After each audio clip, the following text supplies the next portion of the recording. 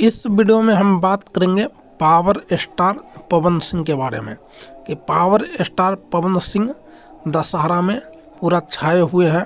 अड़हुल के फूल से लेकर गाना बहुत सारे आए हैं।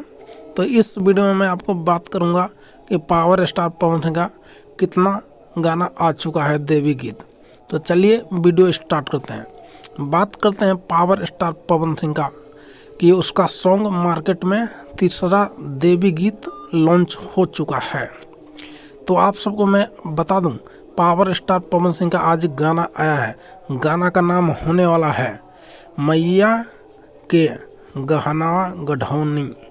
तो आप लोग नहीं देखे हैं तो देखिए, ढेर सारा प्यार आशीर्वाद बनाइए। गाना आ चुका है मार्केट में।